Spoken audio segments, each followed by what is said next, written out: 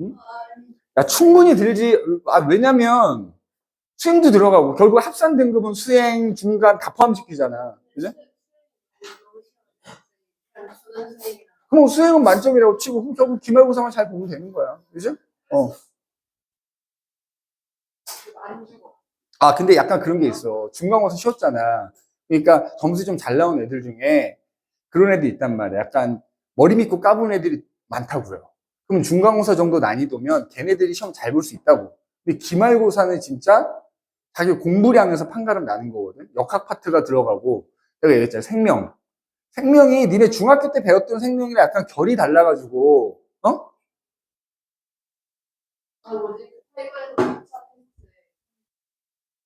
응?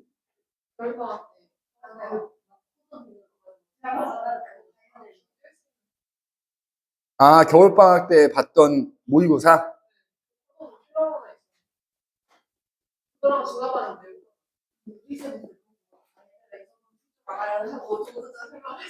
근데 그 정도까지 안 나와, 너희 학교.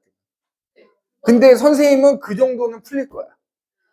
왜냐면 내가 얘기했잖아. 작년하고 다를 수 있다니까? 이번에 시험이 좀 중간고사 때 내가 볼 땐 쉬웠기 때문에 기말고사가 어려워질 거라고 보면 그 코동 파트는 좀 그렇게 어려운 문제 풀어볼 필요가 있다. 그지? 자, 그러면 또 합시다. 나머지 선생님 설명 안 한 건 나중에 문제 풀면서 쭉 할 거고. 그 다음에 이제 가속도라는 게 있어. 가속도. 자, 가속도. 가속도. 이 프린트를 나는, 내 계획은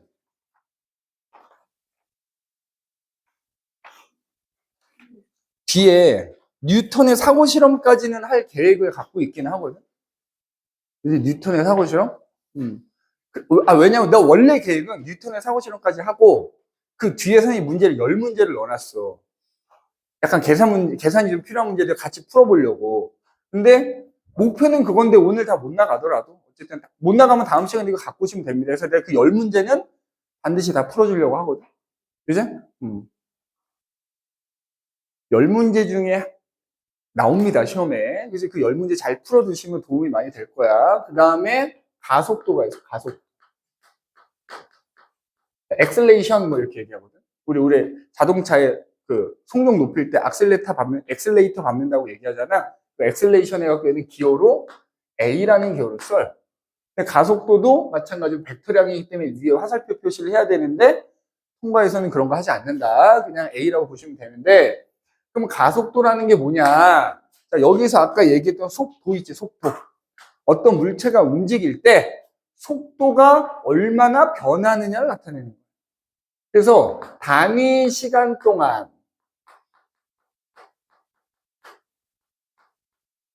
속도 변화량 이렇게 얘기하거든. 자, 항상 뭐뭐 동안 그러면 이 앞에 있는 말이 분모에 들어간다고 생각하면 돼. 그럼 여기서 단위 시간은 그냥 1초라고 생각하시면 편해요. 그러면 가속도는 이렇게 구하거든. 시간분의 단위 시간분의 속도 변화량 이렇게. 일종의 공식이야. 이거 기호를 사용하거든. 시간의 기호는 뭐다? 단위는 세컨드지만 기호는 t를 씁니다. 그 다음에 니네 이거 뒤에 가서 많이 나오는데 변화량 그러면 델타라는 기호를 쓰고요. 속도니까 델타 v 이렇게 얘기해. 그리고 변화량 뒤에 가면 계속 나온다고 그랬잖아. 무슨 변화량 나오거든. 변화량은 항상 나중값에서 처음값을 빼는 거야. 그러면 속도 변화량은 나중 속도에서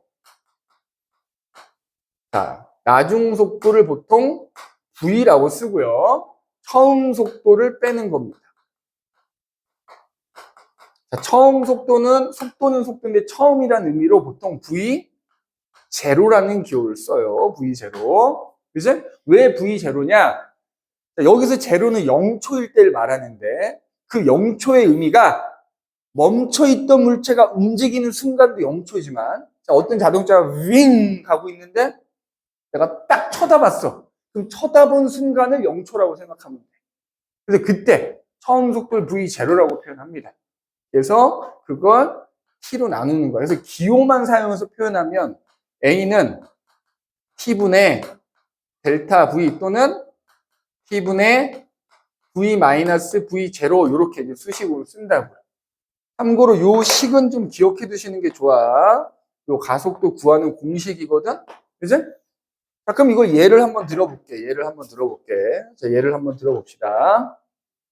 단위는 어떻게 될까? 단위는. 자, 나중 속도에서 처음 속도를 빼더라 어쨌든 속도잖아. 속도의 단위를 시간의 단위로 나눈 거잖아. 우리 1단원에서 했지? 단위에서 뭐가 돼? 미터 퍼 세컨드를 세컨드로 나눈 거란 말이야. 그래서 얘는 단위가 미터 퍼 세컨드 제곱 이렇게 돼요. 그죠? 이제 예를 한번 들어볼게. 자, 바닥에 어떤 공이 멈춰 있었어. 정지하고 있었다고. 자, 출발해갖고 얘가 이제 움직이는 거야. 봤더니, 예를 들어서 2초 후에 봤더니, 얘가 4m/s로 오른쪽으로 가고 있었던 거야. 자, 속도니까, 오른쪽으로 가고 있는 건 선생님이 플러스를 붙인다 그랬지? 그죠? 이렇게 가고 있었어. 그러면 2초 동안의 가속도가 얼마냐 이렇게 물어본단 말이야. 그러면 처음에 멈춰 있었지? 그럼 이때가 V0가 되는 거고, 멈춰 있었으니까 V0는 0이라고 보면 되는 거야. 자, 그러면 이때 이 물체 가속도 A는 나중 속도가 얼마다? 플러스 4m/s고요. 처음 속도는 0이지. 빼는 거야. 그래서 몇 초 동안? 2초 동안 그만큼 변했잖아요. 그지? 2초로 나눠주면 되는 거야. 이 세컨드라고 할게요. 세컨드. 그죠? 그러면은 얘는 어떻게 돼? 2m/s 제곱 이렇게 나오지. 그런데 만약에 공이 굴러가고 있는데 지금 4m/s로 굴러가고 있는데 뚝 쳐다봤어. 이게 V0예요. 그럼 얘는 현재 V0 쳐다봤을 때 속력이 얼마냐면 4m, 속도가 4m/s. 근데 좀 이따 2초 후에 봤더니 얘가 여기 멈춘 거야. 속도가 얼마가 된 거야? 0이 된 거지? 속도가 0이 된 거야. 나중 속도가 0이 된 거야. 그러니까 만약에 뭐 3초 동안의 가속도를 구하라고 하면 3초일 때 속도가 나중 속도인 거야.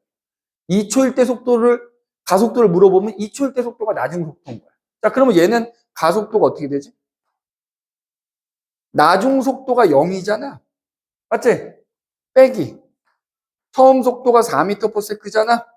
그게 몇 초 동안 변한 거야? 2초 동안 변한 거야. 그래서 얘는 계산하면 마이너스 2m/s 제곱. 자, 마찬가지로 얘도 뭐가 있어? 부호가 있다는 거, 부호가. 맞지? 자, 가속도에서 부호는 뭘 말해? 1도 마찬가지로 뭐야? 방향을 말해.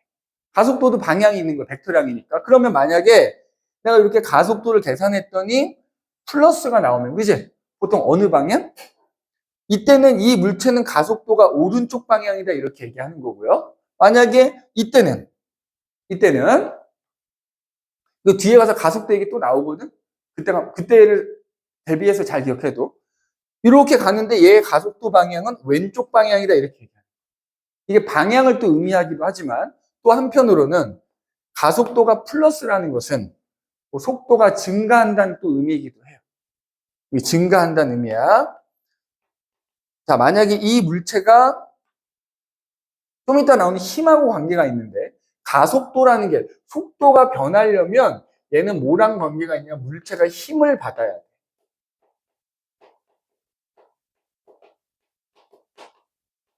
그래서 힘을 받았는데 일정하게 힘을 받아 얘가 일정하게 속도가 빨라지는 상황이라면 1초에 2m/s씩 빨라진다는 뜻이에요. 그럼 얘는 1초에 2m/s씩 느려진다는 또 의미이기도 한 겁니다. 그죠? 근데 이게 이제 방향이 바뀌게 되면 얘기가 좀 달라지긴 해요. 근데 일단은 적어도 우리가 통과에서는 방향이 안 바뀌는 걸 주로 하기 때문에 방향이 안 바뀌는 상황에서는 플러스가 증가하고 마이너스가 감소라고 생각하셔도 됩니다. 일단은 그래서 가속도도 이렇게 뭐가 있다?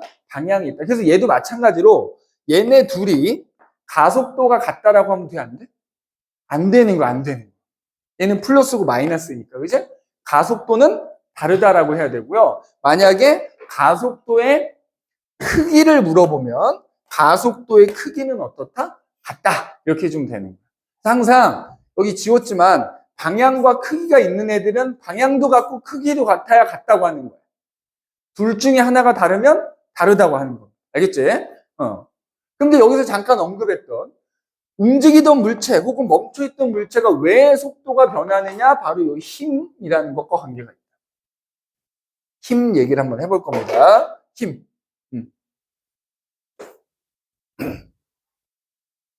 자, 이거 필요한 거 다 적었니? 지운다? 저 되겠지? 현이 다 적었어? 자, 지웁니다. 자, 그러면 이제 그 다음에 힘이라는 게 나와, 힘.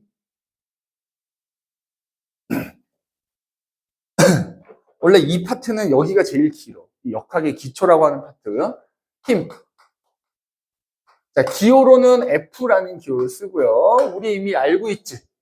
힘의 단위가 뭐지? 우리 왜, 질량 곱하기 가속도에서 기본 단위 이용해서 나타낸 단위 있었지, 이제? 그거 말고 그냥 일반적으로 명칭이 부여된 단위가 뭐야? 뉴턴이라는 단위를 주로 쓰죠. 그래서 단위는 이제 주로 뉴턴이라는 단위를 쓴다. 그지? 그러니까 1단원에서는 기본 단위를 이용해서 단위를 써야 되지만 이제부터는 따로 부여된 명칭을 이용해서 단위를 써주면 되는 거야. 그러면 힘이라는 게 도대체 뭐냐? 어떤 물체의 모양이나 혹은 운동 상태를 변하게 하는 원인을 우리가 힘이다 이렇게 얘기해. 자, 모양이 뭐 예를 들면 이런 거지. 내가 예를 들어서 여기다가 분필 하나 떨어뜨리면 분필이 깨질 거 아니야, 그지? 그럼 그 분필이 떨어져서 바닥에 닿는 순간 힘을 받아가지고 모양이 변하는 거거든. 근데 여기서는 그 모양이 변하는 것보다 이 운동 상태가 변한다는 게 되게 중요하거든. 운동 상태. 그 운동 상태가 변한다는 게 뭐냐? 그냥 쉽게 얘기해서 멈춰있던 애가 움직이거나 움직이던 애가 멈추는 거. 혹은 오른쪽으로 가던 애가 왼쪽으로 가거나. 이런 식으로 어떤 그 속력이나 또는 속도, 방향이 운동 상태라고 생각하면 돼. 즉, 힘이라는 거에 의해서 물체의 속도가 변하거나 방향이 변하게 된다. 이 말. 그지? 그런데 힘이라고 하는 것도 힘의 효과라고 하는데 힘을 내가 어떻게 주면, 예를 들면 이런 거지. 책상에다가 내가 힘을 이렇게 주면 이 책상이 이쪽으로 움직일 거고 이렇게 주면 이쪽으로 움직이잖아. 즉 힘도 뭐가 있냐? 방향이 있다는 거야. 힘도 얘네들처럼 벡터량이어서 크기가 있고 방향이 있어요. 선생님이 아까 서두에 벡터량은 화살표를 이용해서 표현할 수 있다고 그랬잖아. 그지? 그래서 힘도 일반적으로 힘을 화살표를 이용해서 제일 많이 표시를 하거든요. 그래서 자, 이런 식으로 힘의 3요소라고 하거든요. 힘의 3요소. 힘의 3요소라 그래서 힘이 작용한 지점이 있을 거예요. 내가 예를 들어서 이 물체를 여기를 잡고 당겨. 그럼 내가 이 손을 잡은 이 부분이 뭐야? 그 힘을 준 지점이잖아. 여기를 작용점이라고 합니다. 작용점.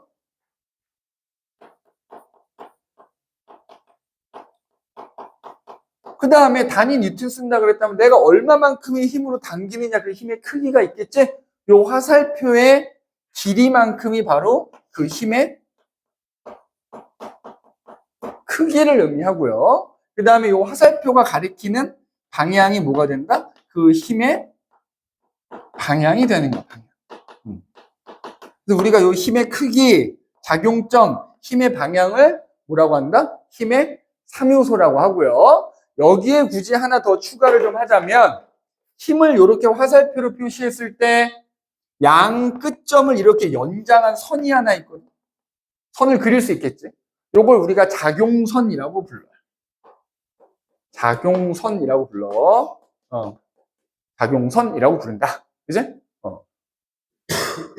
그래서 이제 힘. 그런데 뭐 힘은 간단해. 그냥 뭐 힘은 단위 뉴턴 쓰고, 그래서 힘은 크기가 있고 방향이 있기 때문에 아까 나온 속도나 가속도와 같이 뭐다?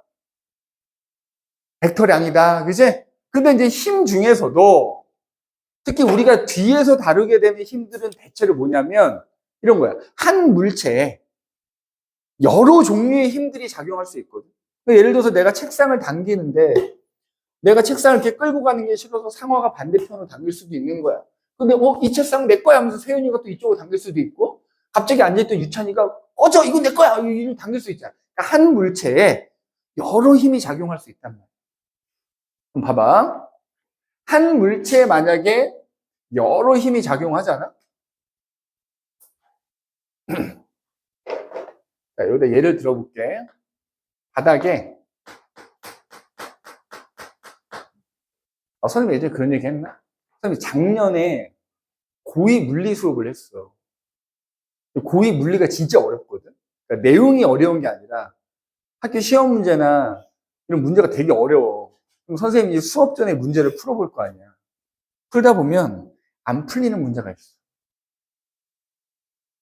그럼 이걸 어떻게 하느냐? 일주일 동안 선생님이 갖고 다니면서 풀거든. 선생님이 이제 나이가 있으니까 머리가 썩어가지고 잘 안 풀리는 거야. 그럼 일주일 동안 갖고 다니면서 풀어. 얘를 어떻게 풀어야 될까? 막 고민을 해. 막 차 운전하면서도 생각하고, 출근해서도 생각하고 그래. 그럼 어느 순간 갑자기 아이디어가 팍 떠오르거든? 그럼 그 순간에 문제 풀어야 돼. 그럼 문제가 딱 풀리잖아? 난 너희들도 그런 거 느껴봤으면 좋겠는데, 성취감이 이루 말할 수가 없어. 그러니까 예를 들면 수학 문제 하나가 안 풀리다가 선생님한테 안 물어보고 니네 스스로 그 해결법을 찾은 거야. 너무 성취감이 큰 거야. 근데 가장 큰 단점이 있었어. 그럼 이제 이게 풀렸어. 이걸 수업에 들어가서 풀어줘야 되잖아. 수업을 딱 들어가잖아? 생각이 안 나. 미치겠네. 그치? 야, 내가 풀었어. 풀어줄게 하고 딱 칠판에 쓰는데 생각이 안 나. 진짜 당황스럽습니다. 진짜 당황. 한두 번이 아니었어요. 미치는 줄 알았어. 그치? 그래서 공부가 끝이 없어요. 학원 선생님들도 생각보다 공부 많이 해요. 근데 봤잖아. 근데 초록책. 오답 올려줬지. 그거 내가 일일이 다 풀어본 거야. 선생님, 700, 한 챕터에 거의 250문제 되잖아. 니네 3챕터인가 4챕터, 한 1000문제 이상 풀었을 거야. 오늘 책 나눠줬잖아. 오늘도 아마 이거 풀어봐야 되잖아. 아마, 야, 오늘 나눠준 교재의 특징이 있어. 뒤에 답지가 없어. 그래서 답지를 뺐어. 원래 있는 답지가 있었는데, 그 답지를 검토하려고 뺐어요. 그래서 아마 이번에는 선생님하고 다른 선생님들이 나눠가지고 미리 답지를 검토를 할 거예요. 그래서 혹시라도 오늘 숙제를 내주게 되면 다음 주에는 클리닉 때 와서 클리닉 웬만하면 늦지 말고 와라. 유찬이 앞에 학원 있나 여전히? 이제 없으니까 11시 올 수 있겠다. 그치? 중간고사의 어떤 결과를 딱 가슴속에 새기고 기말고사 준비를 해야지. 그치? 그래서 클리닉 와서 열심히 하도록 합시다. 괜히 얘기했어. 중간고사 여기. 그치? 지나간 건 잊어도 되는데 반면교사 삼으면 됩니다. 선생님이 약간 그런 게 있어. 선생님이 성격이 난 아니라고 생각하는데 T인 것 같아. 되게 냉정하게 얘기할 때가 있거든. 그리고 선생님이 잘 보면 알겠지만 칭찬에 되게 인색해요. 수업 때 누구 잘했다고 얘기하는 게 별로 없지 않냐? 되게 인색해. 근데 내가 진짜 그냥 되게 무미건조하게 잘했어 하는 거 진짜 엄청난 칭찬인 겁니다. 오해하지 말란 얘기야. 이 새끼 나 잘했는데 뭐 이렇게 반응이 이래. 그래서 내가 잘했어 그러면 진짜 이건 어마어마한 칭찬인데 원래 칭찬 잘 안 해. 카톡으로 내가 막 수고했어 화이팅 잘했어 그지? 어마어마한 결심을 하고 보내는 칭찬이다. 그지? 어마어마한 결심을 하고 보내는 칭찬인 거야. 보면 알겠지만 선생님이 막 평소에 막 카톡 많이 안 하잖아. 다부터 막 따다다다 얘기 안 하잖아. 그지? 그러나 언제나 마음속에는 너희들 생각밖에 안 한다. 어떻게 하면 숙제를 하게 만들까? 성적을 올릴까? 어떻게 하면 유찬이가 일찍 오게 할까? 이 항상 고민하고 있어. 그죠? 자, 바닥에 예를 들어서 물체가 하나 있어요. 바닥에 멈춰있는 물체를 움직이게 하려면 얘한테 힘을 작용해야 되잖아. 그치? 그러면 예를 들어서 내가 요렇게 요 방향으로 요 길이만큼의 힘을 가한다고 해봅시다. 자, 힘을 F라는 기호를 쓴다고 했기 때문에 항상 요 힘을 F1이라고 해볼게. 참고로 요 힘의 크기가 10N이라고 해볼게. 근데 예를 들어서 상화가 똑같은 물체를 반대편으로 5N의 힘을 F2라고 해볼게. 5N의 힘으로 잡아당긴다고 해보자. 동시에. 자, 그러면 이 물체는 어떻게 될까? 어디를 움직일까? 오른쪽으로 움직일까? 왼쪽으로 움직일까? 상식적으로 오른쪽으로 움직이겠지. 그치? 왜? 내가 당기는 힘이 더 세니까. 그럼 무슨 얘기냐면, 요 경우는 결과적으로 뭐랑 똑같냐면, 바닥에 똑같은 물체가 있는데, 그거를 그냥 나 혼자 5N으로 당기는 것과 어때? 동일한 셈이지. 맞지? 그럼 이때 이와 같이 어떤 한 물체에 여러 힘이 작용했을 때, 그지? 그거와 동일한 효과를 내는 이 하나의 힘. 그러니까 얘랑 결국 효과가 똑같잖아. 똑같이 움직일 거 아니야. 그럼 그때 요 하나의 힘. 이 여러 힘과 같은 효과를 내는 이 하나의 힘을 우리가 뭐라 부르냐면, 알자 힘 또는 합력이라고 불러요. 원래는 알자 힘하고 합력이 완벽히 동일하지는 않아. 여기 뭐 토크라는 것까지 고려를 해야 되는데, 일단 통과에서는 알자 힘하고 합력이 같은 힘이라고 생각하시면 돼요. 그러니까 한 물체에 여러 힘이 작용했을 때 그 여러 힘들과 동일한 효과를 내는 하나의 힘, 이걸 뭐라고 한다? 알자 힘이라고 얘기를 해요. 맞아? 그럼 그 알자 힘은 어떻게 구하느냐? 힘도 우리가 이렇게 화살표로 표시하기도 하지만 결국 방향이 있기 때문에 플러스와 마이너스 부호 쓸 수 있잖아. 예를 들어서 오른쪽으로 당기는 힘을 플러스라고 하면 왼쪽으로 당기는 힘은 마이너스라고 할 수 있거든. 자, 그래서 만약에 이 그림처럼 이렇게 힘들이 나란하게 작용할 때는 방향이 같을 수도 있고 반대일 수도 있겠다만 이때는 더해주면 돼요. 그 두 힘의 크기를 더해주면, 그러니까 예를 들어서 지금 얘는 플러스 10N이잖아. 얘는 마이너스 5N 이렇게 되는 거거든. 그럼 합치면 뭐가 돼? 플러스 5N이 되겠지? 그래서 요 그림이 되는 거야. 그래서 한 물체에 여러 힘이 작용했을 때는 그 알자 힘을 어떻게 더해주면 되는 겁니다. 단 모일 때, 나란할 때. 그 힘들이 나란하게 작용할 때. 근데 만약에, 자, 그래서 힘 두 개니까 두 힘으로 얘기해 볼게. 두 힘이 나란하게 작용하는 경우에는 그냥 두 힘의 합이 곧 알자 힘 또는 합력이 되는 거다 이 말이에요. 다만 더할 때 구호를 붙여놓은 상태에서 더해주면 됩니다. 빼는 것도 더하는 거지? 그렇잖아. 우리 예를 들어서 F1 마이너스 F2다 그러면 이거는 F1 플러스 마이너스 F2라고 할 수 있는 거잖아. 더하는 것도 더하는 거고 빼는 것도 더하는 거야. 그래서 힘이 나란하게 작용할 때는 그 두 힘을 더해주면 그게 알자 힘이 되는데, 예를 들어서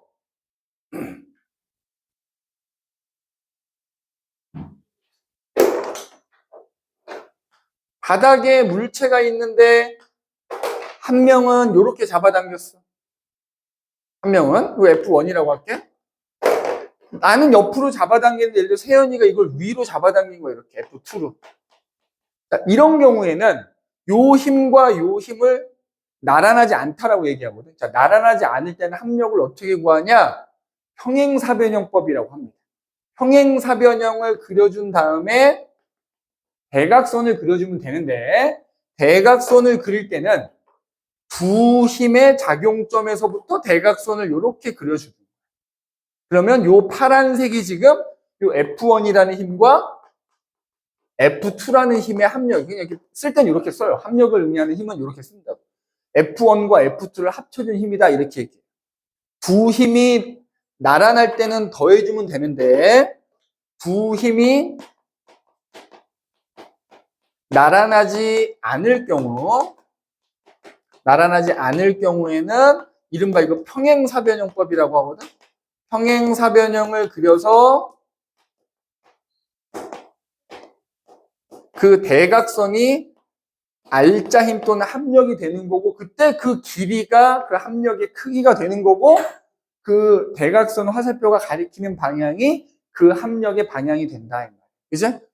그래서 우리가 힘에서는 요 알자 힘이라는 게 뒤에서 선생님이 힘 그러면 다 무슨 힘이다? 특별한 얘기 없으면 다 알자 힘인 거야, 알자.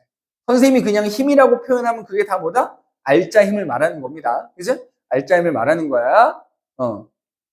근데 이런 이제 힘들도 여러 가지 종류가 있겠지. 그죠? 힘도 이제 여러 가지 종류가 있단 말이야. 우리 중학교 때도 일부 배웠다만, 뭐 여러 가지 있지. 뭐 중력이라는 힘도 있고, 탄성력, 마찰력, 뭐 부력, 뭐 등등 여러 가지 아마 배웠을 텐데, 그럼 그 중에서도 이제 우리는 본격적으로 요 프린트에 있는 내용 들어가는 거야. 바로 중력이라는 힘에 대해서 얘기를 한번 해보도록 하자. 중력이라는 힘.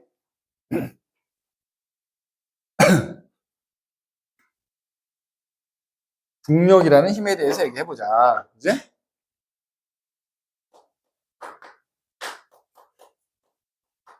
자, 미리 얘기할게요. 중력이라는 힘은 이퀄 만유인력이라고도 할 수 있어. 만유인력. 중력 이퀄 뭐다? 만유인력. 라고 할 수 있어요. 그럼 만유인력이라는 게 뭐냐? 인력. 인력 뭐야? 서로 잡아당기는 힘이야. 만유라는 거야, 만유. 질량을 갖고 있는 모든 물체란 뜻이야. 네? 질량을 갖고. 왜? 둘이 사겨? 그지? 어? 왜? 아니면 상황가 지금 유찬이를 괴롭히고 있는 거야? 그지? 어? 괴롭히고 있는 거야? 어떻게, 좀 내가 좀 해결해줘? 응? 잘 들어? 어? 응. 아, 근데 확실히 조금 결석생 많고, 탈퇴생들 많아가지고, 썰렁하긴 하다, 그지? 근데, 어떻게 보면 더 좋아. 소수정예. 아주 좋아. 우리는 한솔고, 지금 우리 결석한 애들 포함하면 8명 될 텐데. 태민이하고 경섭이가 결석했고, 영준이란 친구도 안 왔는데, 얘가 스케줄이 겹친대, 지금. 얘는.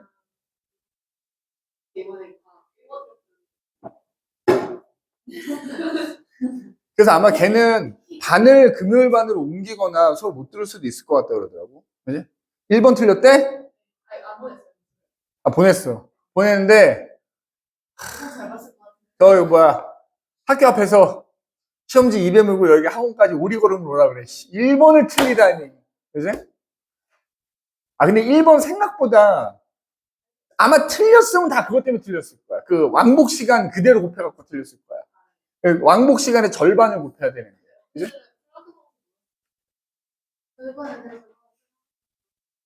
플랑크 상수 문제가 있었어? 그래서 내가 상수 이름 외우라고 그렇게 얘기했던 게 그렇게 나오기 때문에 외워. 역시 내 새끼들은 다 맞았구만. 그지? 잘했어. 그지? 그러니까 다 외우라고 할 땐 이유가 있다니까. 그 상수 값은 안 나오지만 그 상수하고 누구랑 관계가 있는지 꼭 알아야 되니까. 그지? 자, 만유인력. 질량을 갖고 있는 모든 물체 사이에는 서로 잡아당기는 힘이 있다는 거. 그지? 잡아당기는. 세영이 잘 듣고 있지? 우리 세영이 천재 세영이야. 그지? 세영이도 천재야. 기말고사에서 더 잘할 수 있어. 그지? 다 잘했어. 다 잘했어. 그지? 다 잘했어. 그지? 응. 다 잘했어. 근데, 그래서 세영이 시험 보기 얘기했잖아. 분명히 첫 시험은 어떻다? 자기 생각보다 굉장히 안 나올 수 있다고 선생님이 분명히 얘기했잖아. 그치? 아마 니네가 그 당시에는 뭔 소리 하나 싶었을 건데, 시험을 봐보니까 내가 어떤 의미로 얘기했는지 알겠지. 그치? 그러니까 생각보다 나도 모르는 실수가 되게 많고, 그치? 그래서 내가 항상 얘기하지만 그걸 자꾸 고쳐나가는 과정인 거야. 그래서 똑같은 실수 2번만 안 하면. 그러니까 예를 들어서 내가 중간 때 3개 실수했잖아. 난 기말 때 실수 2개만 한다고 생각하면 돼. 많이 줄이려고 하지 말고, 하나만 줄이면 돼. 하나 줄여도 몇 점 올라가? 4점 올라가. 그지? 그래서 기말고사 때 잘할 수 있을 겁니다. 자, 봐. 질량을 갖고 있는 모든 물체 사이에 잡아당기는 힘을 만유인력이라고 하는데, 그냥 그걸 다른 말로 중력이라고도 부른다 이렇게 생각하셔도 됩니다. 그럼 거기 그림에 보면, 자, 어떤 두 물체가 있어. 두 물체가 있고, 자, 모든 물체는 질량이 있겠지. 참고로 질량은 우리가 M이라는 기호를 써요. 매스잖아, 매스, 질량 영어로. 그지? 이거 맞지? 선생님 영어 공부 끊은 지가 오래돼가지고. 그래서 그거의 앞글자를 따서 M을 쓴단 말이야. 그럼 영어 옛날에 되게 잘했다니까. 영어 천재였다니까. 진짜. 그지? 그래서 이제 얘 질량이 M인데, 질량이 2개니까 얘를 M1, 얘를 M2라고 해볼게. 그 다음에 이 두 물체가 붙어 있을 수도 있고 떨어져 있을 수도 있는데, 지금 선생님이 그림을 이렇게 떨어뜨려 놨잖아? 그러면 두 물체 사이 거리가 있을 거 아니니? 그러면 참고로 얘네가 붙어 있든 떨어져 있든 두 물체 사이의 거리는 무조건 중심에서부터 중심까지. 그러면 이 두 물체 사이의 거리는 이 물체의 중심에서부터 중심까지야. 그 거리가 이렇게 있을 거야. 그 거리를 R이라고 해볼게. 이렇게 있는데, 이거를 만유인력 법칙이라 그래가지고 누가? 뉴턴이라는 아저씨가 알아낸 거거든.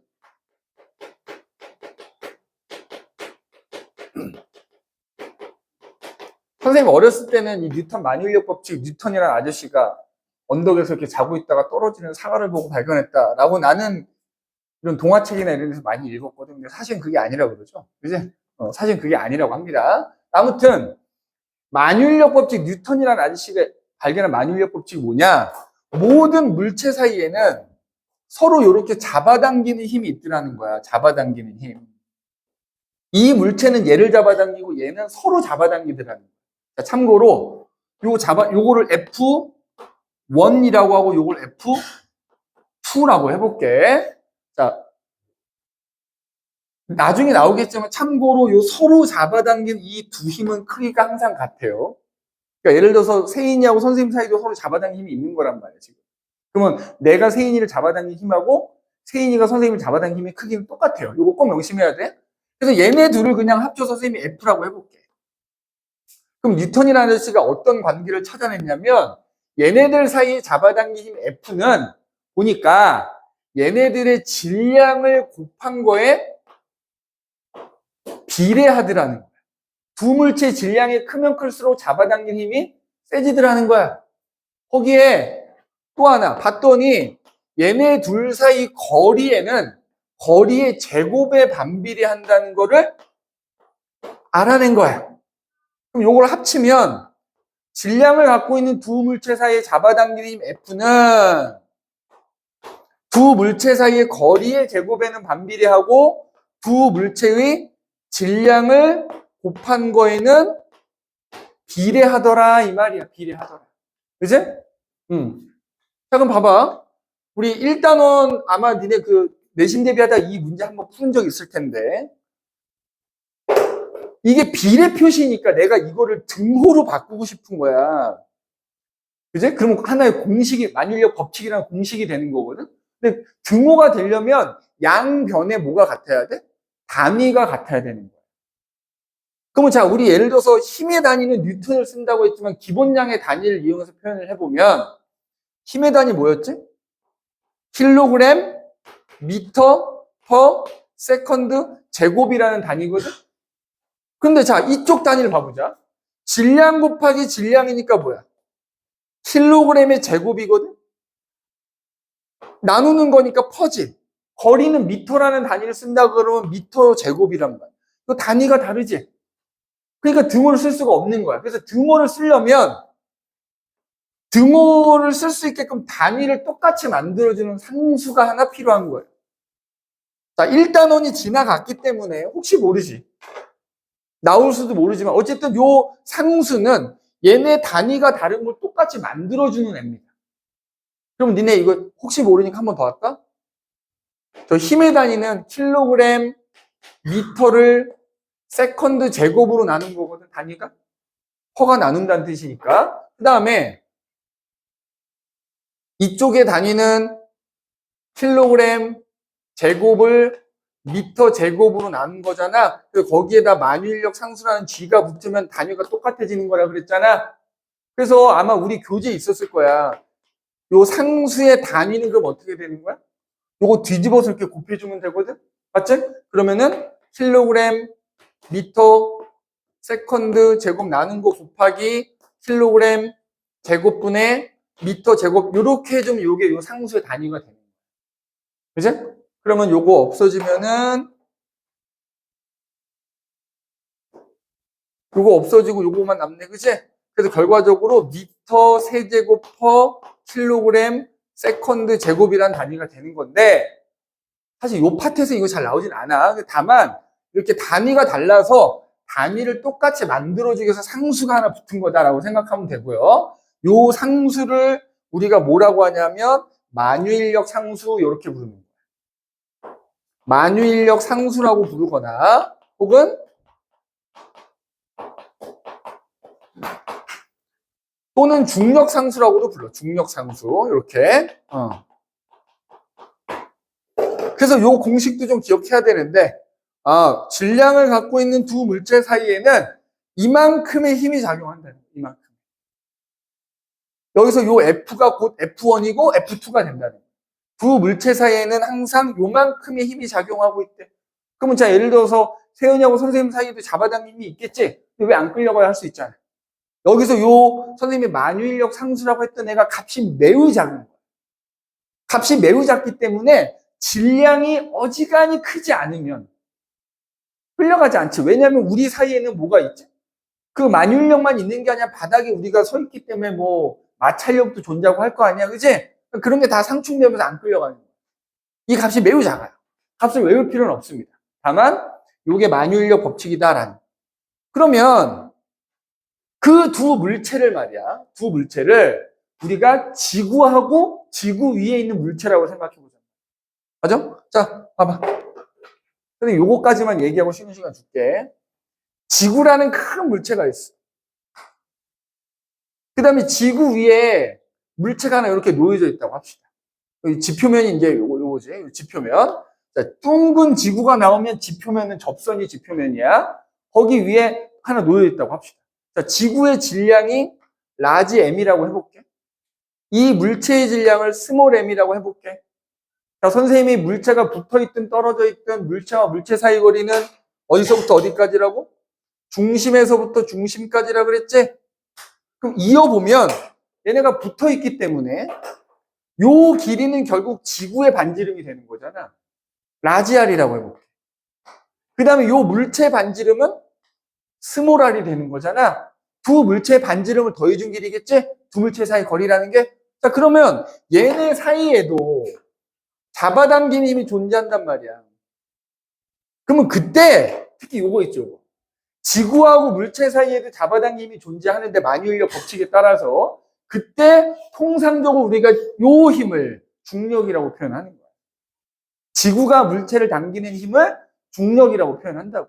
그래서 중력도 결국에는 만유인력이다 이 말이야. 그러면 요 힘의 크기가 얼마냐 이거지. 요 힘의 크기. 자, 그 힘을 선생님이 F라고 써볼게. 요 공식에다 대입을 한번 해본 거야. 요 힘은 G, 맞지? 만유인력 상수에다가 두 물체 사이의 거리잖아. 거리의 제곱이잖아. 두 물체 사이의 거리가 뭐야? 지구의 반지름과 물체 반지름 더한 거지. 라지 R 플러스 스몰 R의 제곱이겠지. 그 다음에 두 물체의 질량을 더한 거라며. 맞지? 그러면 라지 M 곱하기 스몰 M 이렇게 이만큼이 된다는 거야. 근데 잘 봐. 지구 위에 지금 요 물체가 하나 딱 놓여져 있다고 치자고. 요거의 반지름, 요 반지름 얘기하는 거야. 요거 어때? 지구의 반지름이 6,400kg라고 우리가 보통 과학 시간에 배우거든? 근데 지금 선생님 여기 놓여져 있는 요 이어폰, 요 녀석의 반지름 끼켜야 몇 센치겠지? 통상적으로 얘는 무시 때리는 거야. 맞아? 그럼 그냥 분모는 라지알 제곱이라고 표현할 수 있단 말이야. 그치? 그러면 그때 봐라. 잘 봐. 얘 상수예요. 맞지? 상수라는 건 변하지 않는 값이잖아? 근데 지구의 질량 상수야, 아니야? 왜 아니야? 지구의 질량 상수라고 할 수 있는 거잖아. 변하지 않으니까. 지구의 반지름은 상수라고 할 수 있는 거잖아. 맞지? 그럼 요렇게 묶어서 요거를 하나의 상수라고 볼 수 있는 거지. 요 상수값을 계산을 해봤대요.